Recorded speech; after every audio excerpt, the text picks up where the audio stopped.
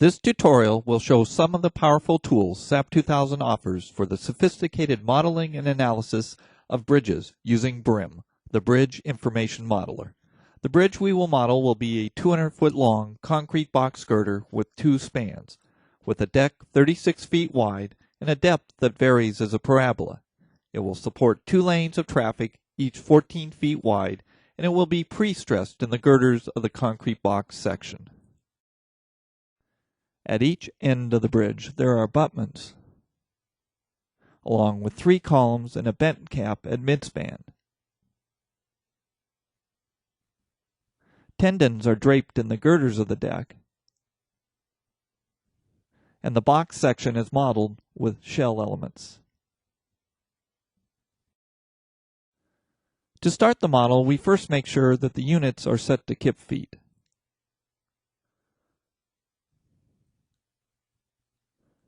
The majority of commands that we will use to create the model can be found under the BrIM or Bridge Information Modeler menu, including a BrIM wizard. A quick check of the wizard shows that it lists the items in the bridge model, along with a description of each item. As you step through each item, you may choose to define or modify your data if appropriate.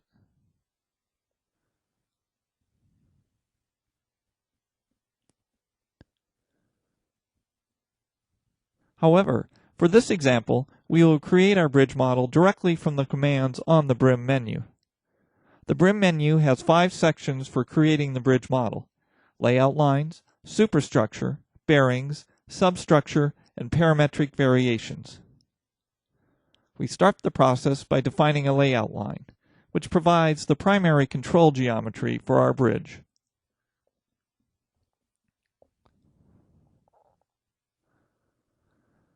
We will specify a starting station at 0 feet and an ending station at 220 feet. The layout line is slightly longer than the actual 200-foot bridge to accommodate skews.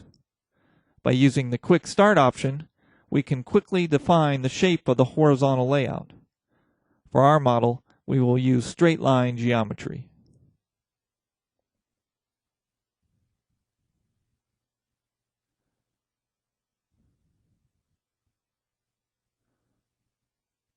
With the layout line geometry defined, the next step is to create the bridge deck section, which is again found under the BrIM menu.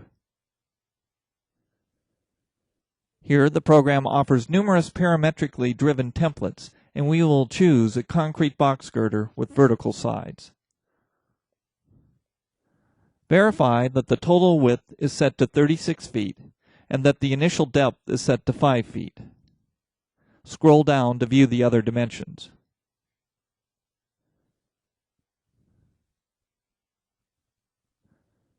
Next, we will define the vertical diaphragms that will be placed at each end of the bridge deck.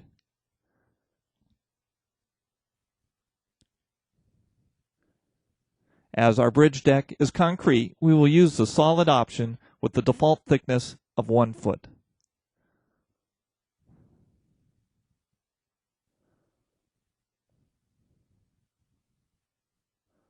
With the superstructure items defined, we next go to the bearing definitions. These bearings will be placed under the girders on top of the abutments at the bridge ends.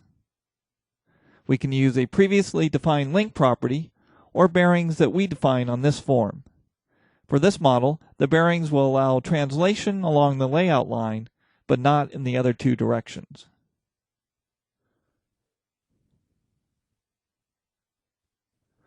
Now we are ready to define the substructure items. We start with the foundation springs.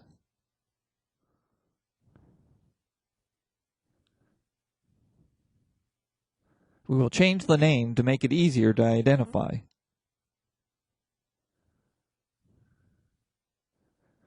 Again, we can use a previously defined link property or define the springs directly on this form. For this model, we will fix the foundation in all 6 degrees of freedom, but could easily specify an explicit stiffness or remove the restraint if so desired.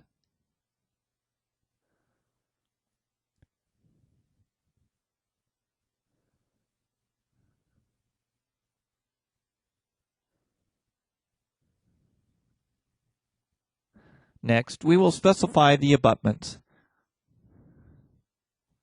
However, before we do this, we need to define the concrete section to be used for the abutment. Go to the Define Section Properties Frame Sections command. Click the Add New Property button. Set the frame section property type to concrete and select the rectangular button.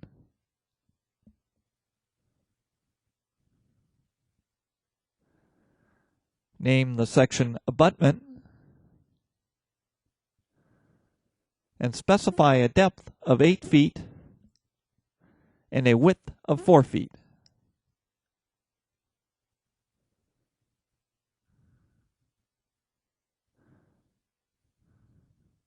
Now go back to the BrIM Abutments command.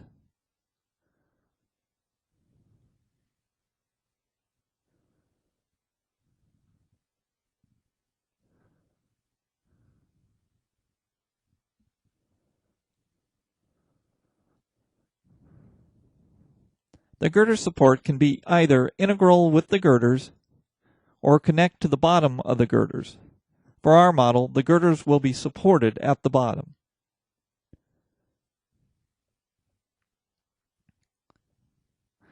The bearings supporting the girders can rest directly on the foundation springs or on a continuous beam that is supported by foundation springs. For our model, the bearings will be supported by a continuous beam 30 feet wide. The beam will be assigned the abutment section property and will be supported on the foundation springs that we previously defined.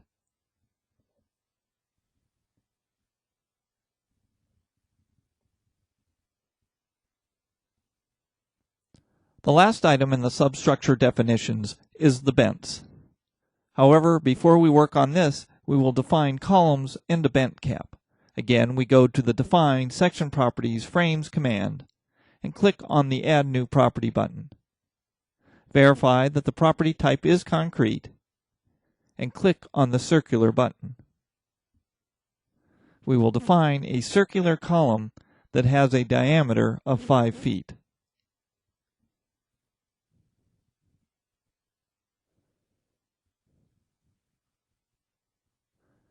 Click the Add New Property button again, and then the rectangular button.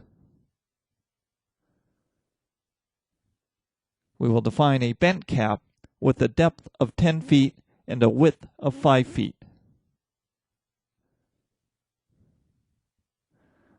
The depth will match that of the deck, and the width matches the columns.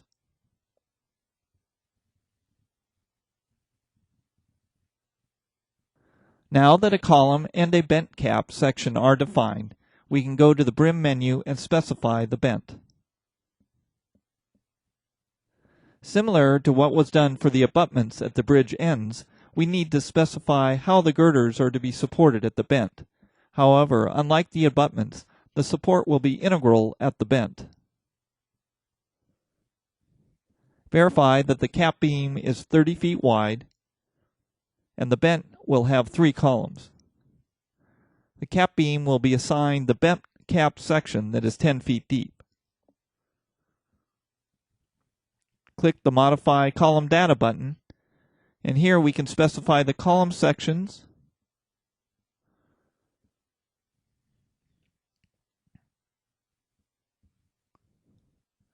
and locate the columns at 2.5, 15, and 27.5 feet along the bent. We will also vary the height of each column.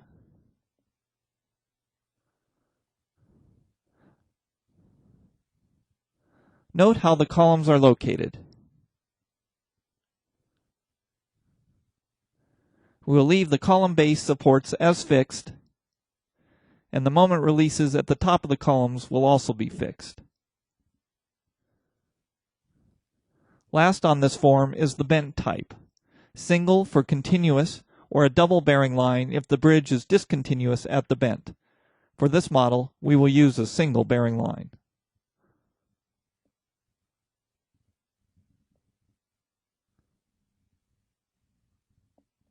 In this next step, we will define the parabolic variations of the deck depth. This is done through the parametric variations command. We will have two different variations, one for the left span and a second for the right span.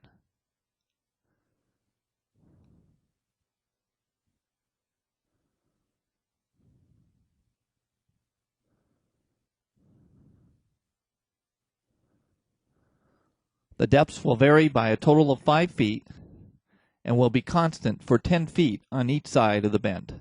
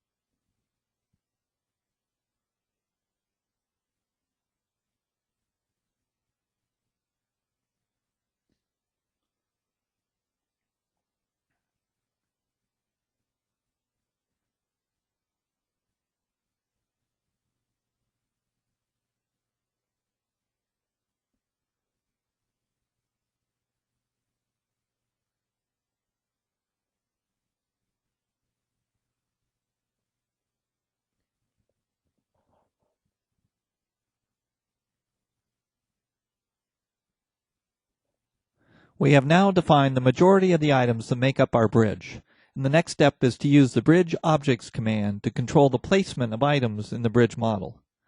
Our bridge model will be based on the previously defined layout line, and the Modify Show Assignments area shows us what items can be placed and modified in the bridge object. Start by defining the bridge object reference line. We'll move the abutment 10 feet in from the end of the layout line. Next, we will add a bent at midspan. Lastly, we'll move the right abutment 10 feet in.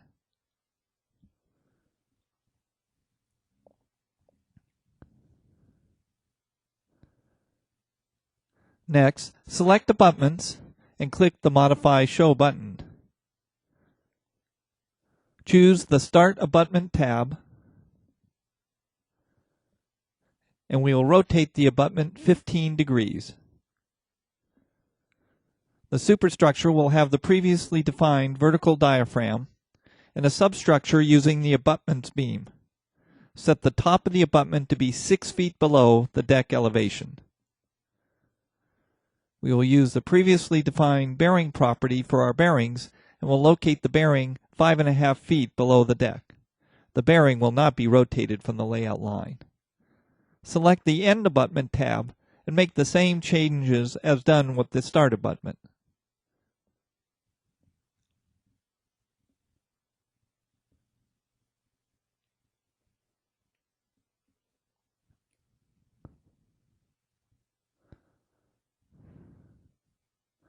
Note that the abutments have been rotated. Next, select Bents and click the Modify Show button. The bent will be located at the end of span 1 and will not have a diaphragm property as the bent cap is to be integral with the deck. We will also rotate the bent 15 degrees. The bent elevation will be 0 and the bent will be fixed to the deck.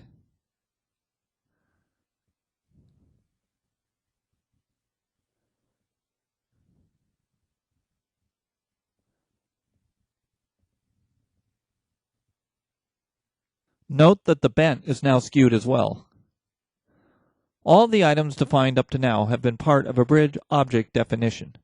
In order to convert these definitions into a SAP object-based model, we need to link the model.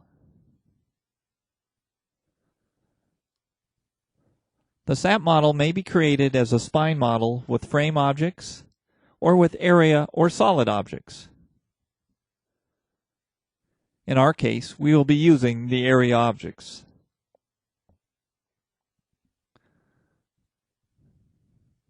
SAP 2000 has taken our bridge object definitions and created a structural model with area objects and supports at the left, midspan, and the right. Next, we will add in the parametric variations to the deck span. Go back to the Bridge Objects command, highlight Spans, and click the Modify Show button. Double-click under the section Varies for Span 1 and change the total depth from constant to varying based on the previously defined parametric variations. Repeat this process for the second span using the other parametric variation.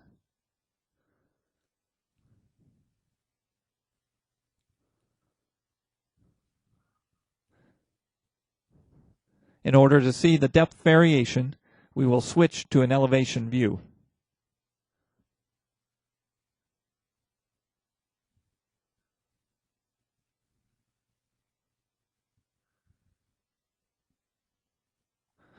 Next, we will define a pre-stress load pattern.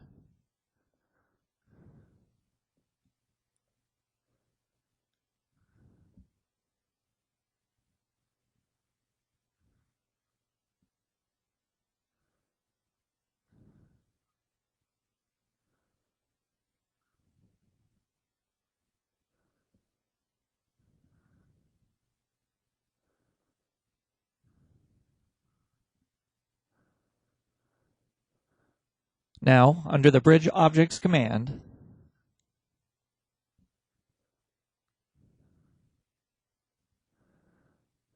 we will define the pre-stressed tendons. Select Pre-stressed Tendons and click the Modify Show button to add a new tendon.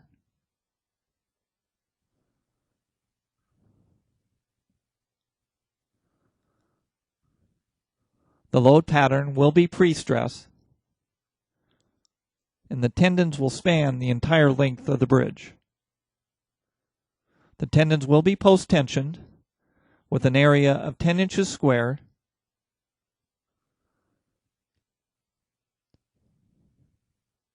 and a force of 500 kips, and they will be modeled as loads. For the vertical layout, we click on the Quick Start button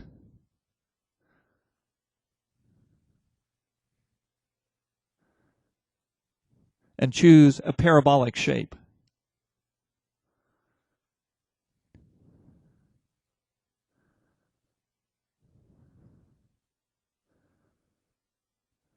We will accept the default layout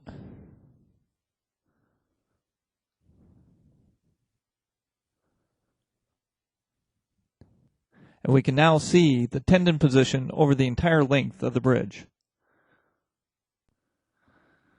Next, we copy the tendon just defined to all the girders.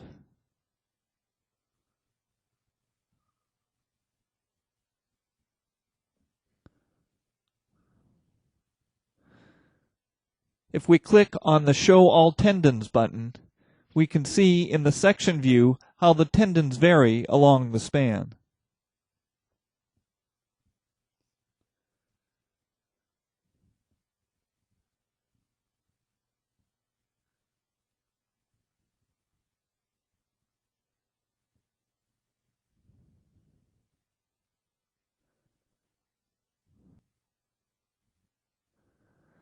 If we remove the area objects from our view,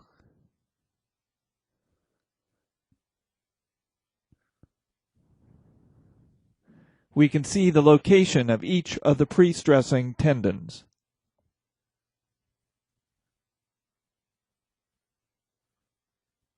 To define our loading, we start by defining two lanes using the Lanes command.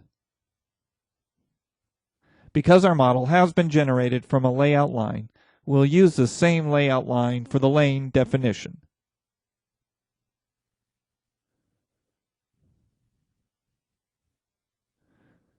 Our first lane will be offset -9 feet, and all lanes will be 14 feet wide. We will define the lanes beyond the ends of the bridge. We can also change the display color so that the lanes are easier to see. The center line of this first lane is shown relative to the layout line.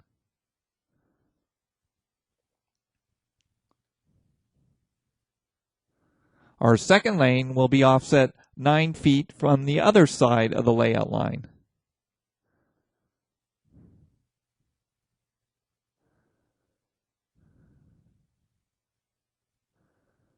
Again, we will change the display color.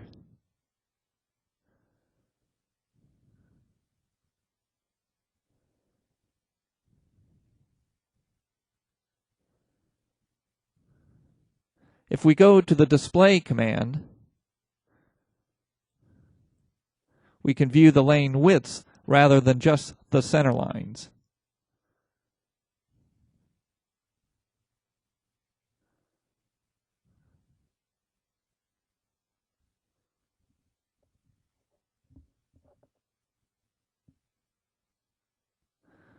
Next, we define the vehicles that will run on the lanes using the Vehicles command.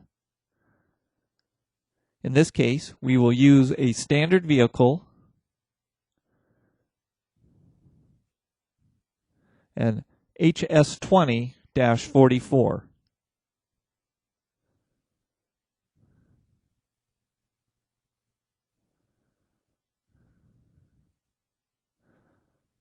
The next step is to assign the defined vehicle to a vehicle class. Vehicle classes allow you to group more than one vehicle together for the bridge response.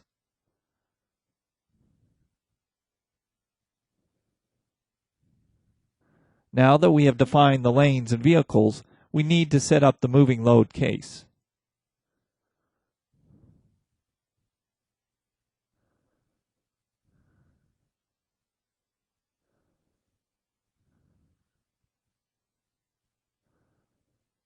Our new load case will be a moving load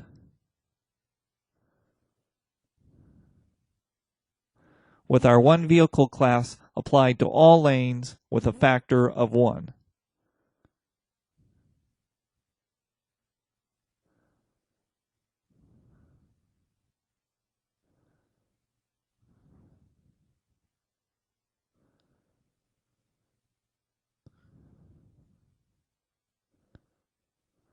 Prior to running the analysis, we will select what moving load case results to be saved. In this case, we will simply shut off the section cuts option. We are now ready to run the analysis. We will set the modal case to do not run.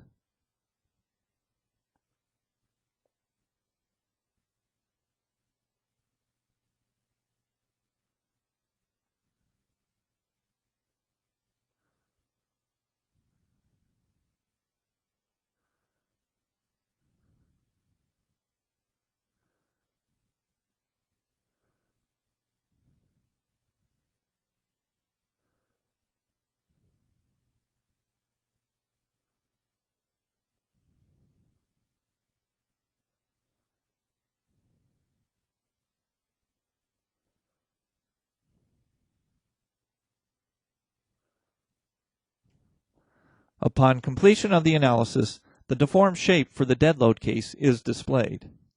Next, we will display the deformed shapes for the other load cases.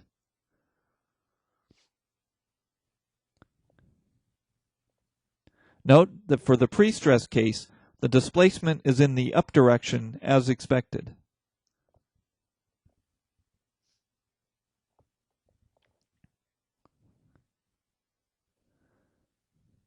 We can also plot influence surfaces for the moving loads.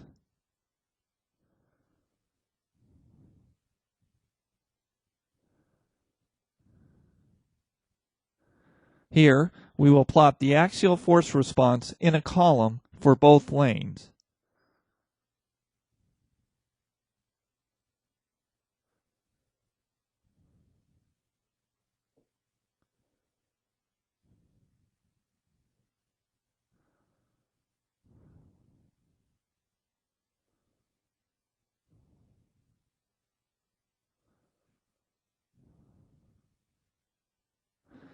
Next, we'll plot the bridge forces along the entire length of the bridge.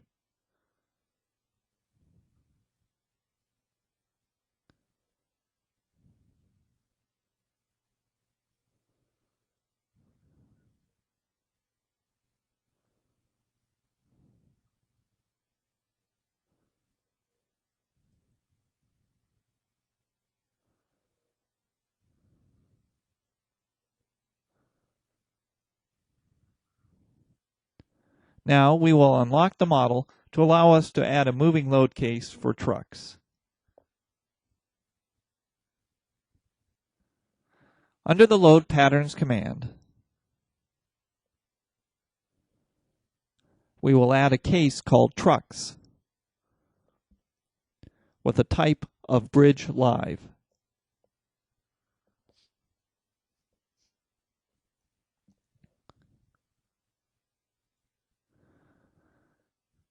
Clicking on the Modify Bridge Live Load button allows us to define our loading patterns. We will load the bridge with 3 trucks, the first being in lane 1, moving at a speed of 40 feet per second. The next truck will be in lane 2, starting at the opposite end of the bridge, moving in the opposite direction at 40 feet per second.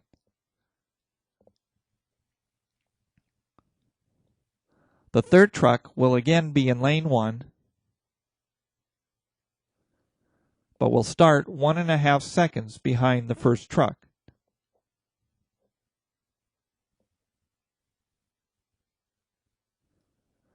We will set the total loading duration to 7.5 seconds and discretize at 0.3 seconds.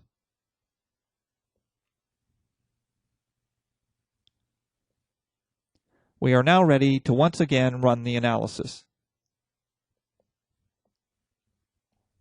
However, this time we are interested in the results for only the trucks case, so we will set all the other load cases to do not run.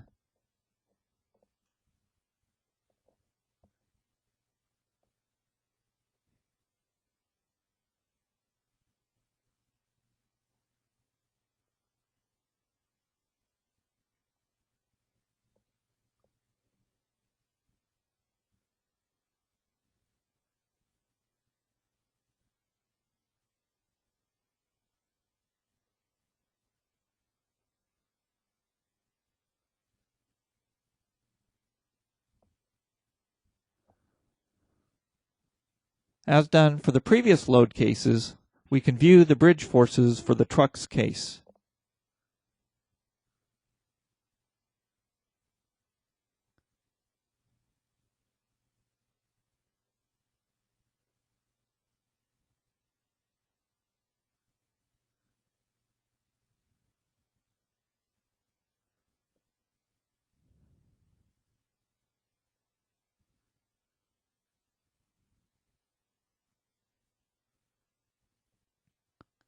We can also plot the stresses in the shell elements.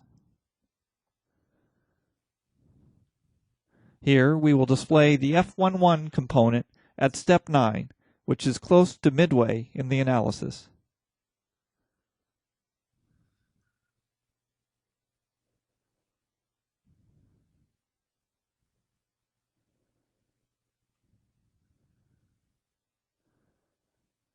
Lastly, we will use the Create Video command to plot the trucks moving over the bridge.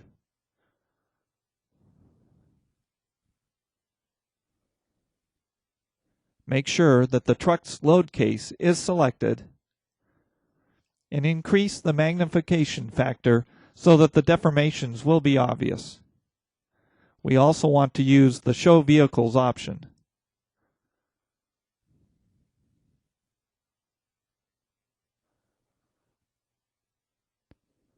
We can see the movie being created at each step.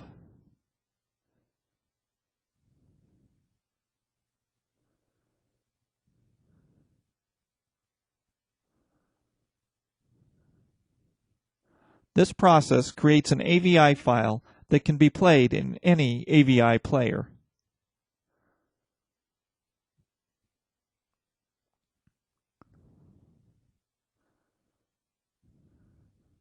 This concludes this tutorial.